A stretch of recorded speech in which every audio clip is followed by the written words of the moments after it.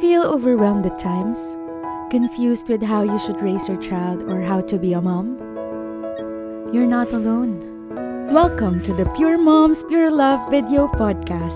This is a safe space where we share stories about motherhood, parenting, friendship, love, and life. Here, there are no judgments, just your own experience and journey. Because there may be a lot of ways to be a mom, but all are coming out of pure love. Pure Moms, Pure Love video podcast is brought to you by Absolute Distilled Drinking Water. And we are finally down to our finale episode. It's our last week of celebrating the Mommy Welfare Month, where we give appreciation to all moms out there who never fails to give pure, selfless, and unconditional love to their family. Good day, everyone. I am Feliz Lucas, your host, and welcome to Pure Moms, Pure Love video podcast.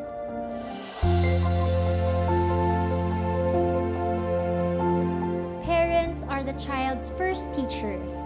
Therefore, they are responsible for shaping their children's characters. But since not all parents are the same, we apply different parenting styles.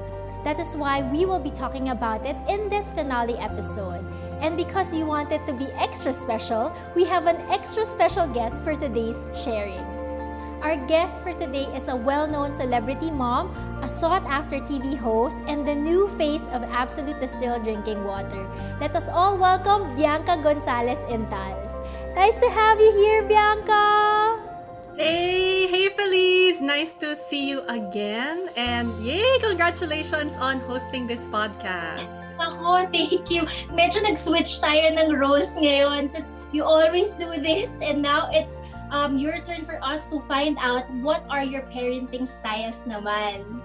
I always enjoy talking to you about parenting things. Alam mo yan. Kaya I'm looking forward to this conversation. Oo nga. Ako rin. So, you always ask about other people. And this time, I think a lot of moms right now are very interested.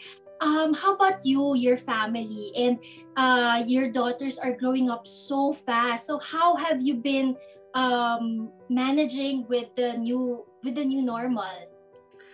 I think like all other moms, and I know you felt this way throughout the past 2-3 years din, na parang it was a lot of learning, unlearning, tweaking, parang adjusting.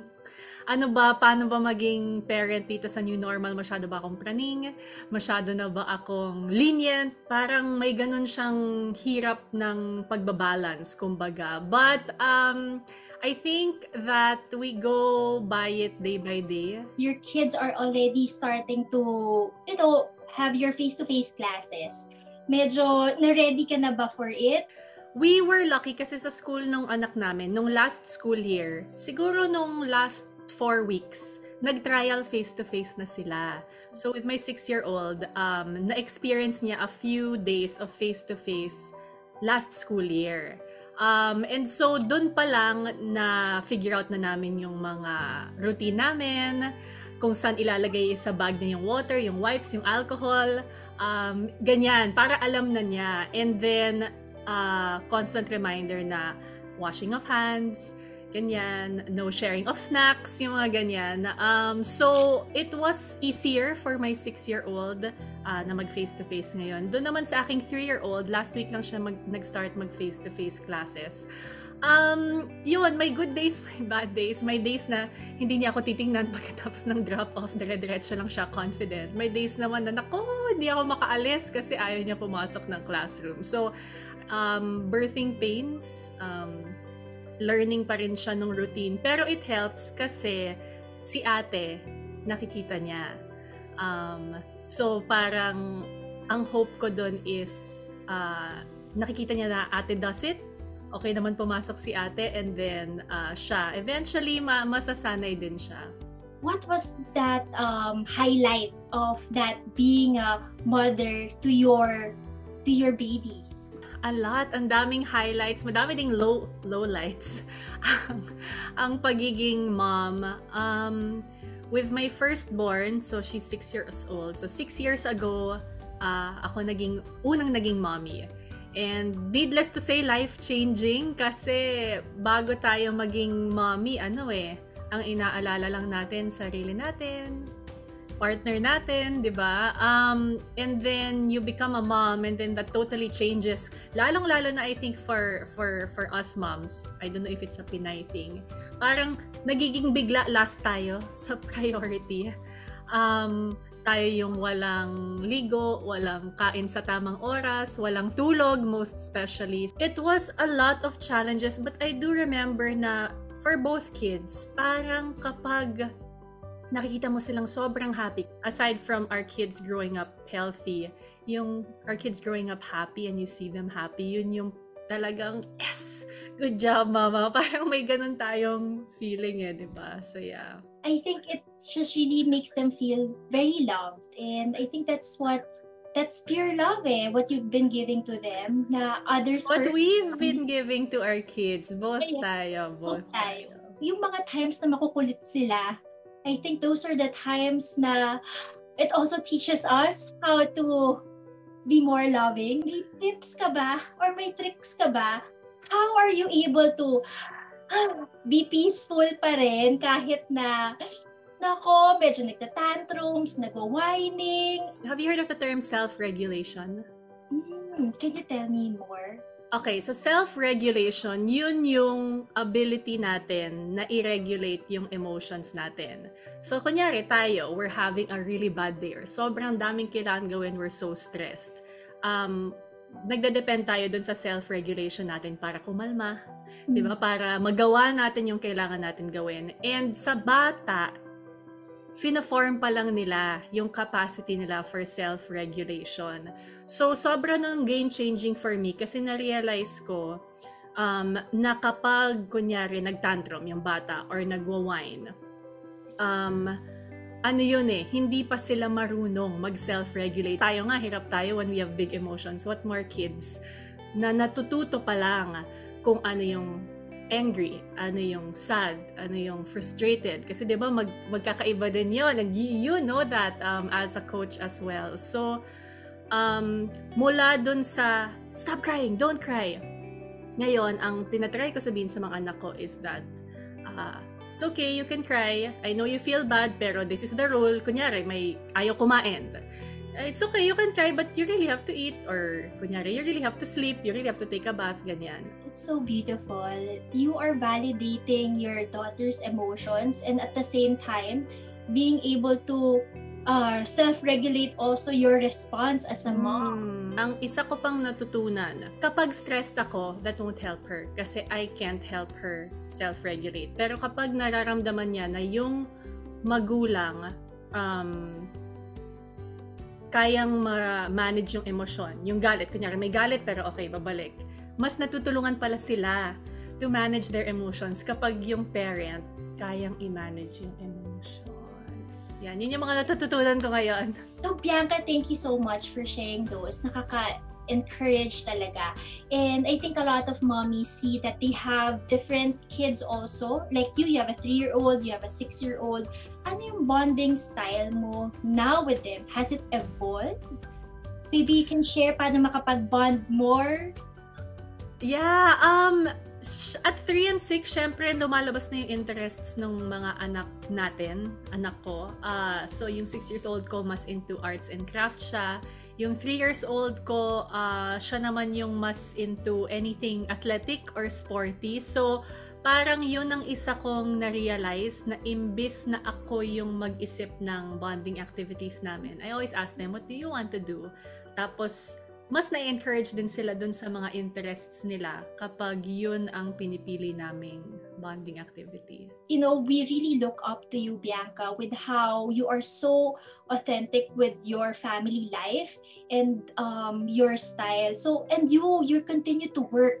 You're excellent as a TV host. You're excellent as a mom. So, baka may tips ka? How do you do that kind of schedule and be excellent for both? It's more juggling para sa akin. May days na hindi ko makikita anak ko for the whole day kasi sunod-sunod ang trabaho. Pero may days naman na kasama ko sila the whole day. So, I think crucial yung not being hard on yourself, number one. Kasi, especially for working moms, may reason why we want to work, whether it's to help support our family, whether it's personal fulfillment, whether it's our goals and dreams, etc., etc. So, we made that choice. So, let's not be hard on ourselves kasi meron tayong reason for choosing to work, especially for those working moms. It's a constant struggle na hindi maging guilty kapag kailangan ko mag-work. And that intention na kapag kasama ko sila 100%. Yun. Ayan, moms like Mommy Chin from our Absolute Facebook page shares naman, I wants to learn more about parenting tips for both working parents. So ikaw naman, Bianca, maybe you have tips on how you can share with us what we can do to be a working parent? For me, yung pinaka-importanting key talaga when it comes to both parents na working is the support system. Sobra. And I feel actually na dito sa Pilipinas, sobrang swerte tayo kasi we do have ates, angels at home who help us. And I'm super lucky na meron kami talagang mga ates na love namin. At love na love din yung kids na nandyan para alagaan yung mga bata kapag nagtatrabaho tayo. Ito pa, sobrang perfect segue. She's asking how to lessen divert toddlers from using gadgets and screen time. Ang na-realize ko, hindi ko pala dapat sobrang i-villainize ang screen time. And that's because ito yung mundo na kalalakihan nila eh. And so, ito na yung normal na alam nila ano ang zoom in, ang click, ang X out, diba? So, hindi siya villain. There are ways to use screen time on educational apps or maybe even story time apps, ganyan. The challenge is when in their head they can use it all day. So that when, tama na yan, parang biglang nagugulat sila na, gusto ko pa maglaro, or they might be in the middle of a game, in the middle of an episode. So, yun yung ginagawa namin, rest eyes. Kasi literally, important for the eyes din na mag-rest sila from the screen. True. Tayo nga adults, diba? Gusto natin ay inform tayo, hindi yung biglang hila agad or biglang agad. What more our kids? That's a very good way of, that's a good tip on how to maximize screen time or gadget time and not being a slave naman to the gadget. Mommy Jenny commented, any tips sa pagdiscipline na hindi na kailangan dumaan sa paluan portion? So how about you, Bianca? What's your parenting style? Are you the traditional Filipino disciplinarian or are you more modern and keeping your kids in line? Kami dito sa bahay, hindi kami namamalo. Like I mentioned earlier, syempre may days na parang mapapasigaw ka talaga. Lalo na kapag sobrang nag-aaway, ayaw tumigil, sinabihan mo na 1 time, 2 times, 3 times, di pa rin nakikinig, nag-aasaran talagang, mapapagano ka talaga as a parent. Like, kunyari, dun sa tantrum kanina, nagwawala yung 3-year-old ko, let's say. Parang hahayaan ko siya, yun nga, to self-regulate yung emotions muna niya. Tapos, kung pagsasabihan ko siya, after na, pag okay na siya. Kasi kung sasabihan ko siya habang nagwawala siya, wala din namang papasok, hindi din niya maririnig or maiintindihan. So, that is our discipline style. Super usap talaga, which honestly is hard. I'm still learning, but I try to keep in mind na ito yung parenting style na gusto namin for our kids para maintindihan nila kung ano yung ginawa nilang mali. Or on the flip side, whenever they do something good, kunyari, thank you for waiting for your turn, thank you for sharing with ate, ina-acknowledge din namin yun. So, yeah. I think we've been really discussing so much of our time with our kids and really putting so much teaching them, grooming them. But how about you and your husband? Do you still get to do your, quality time? How do you do, growing together, thriving together? That was honestly so hard nung mas maliliit pa yung bata. Pero dito sa quality time, date night, keeping the fire alive, yan. For me, all credit talaga goes to my husband. Kasi siya yung mas nangulit na, mag-dinner naman tayo on this, kunyari, Friday, mag-dinner naman tayo. But now that our kids are bigger, I'm more conscious. You have to keep nurturing your relationship as well kasi you have to still know each other, kumbaga, at the end of it all. Pag sobra ng, pag empty nester na kayo, kumbaga, do you still have that connection? So parang, napaano talaga ako dun na wake up call ako dun na parang grabe, really have to work on it. And it's true that marriage is not easy, or any partnership if you're co-parenting is not easy. And ano talaga siya, it requires work. That is so true. And I think a lot of moms feel guilty naman na, magde-date night pa kami, ganyan. But you mentioned that it's very important to have connection with your husband. I do notice na every time after my husband and I get to spend quality time or may date night kami, parang dahil happier kami na magkasama, kapag kasama namin yung kids namin, nag-spill over yung joy na yon, yung kilig, yung connection. I don't know if that makes sense. But kumbaga, I guess when our kids see us happy, nag-aasaran, nagkukulitan, parang na-happy din sila. Siyempre, medyo ang dami ng questions din ng daughters mo. How do you get to, build their trust? Grabe yung trust, big word, no? Alam mo, I've thought about this. Yung trust, feeling ko when it comes to small kids like mine, yung 6-year-old and 3-year-old. Kasi I feel it I feel that my kids trust me. My kids trust their daddy. At nanggagaling yon sa feeling nila of security and safety when they're around us. Feeling ko that's a natural effect dahil kami, of course, pure love, super, oh my gosh, di ba when you think about your kids, you're like, wow, parang ito na yung rurok ng love talaga. Di ba? I think every parent feels that way na feeling natin wala na tayong malalove more than our kids.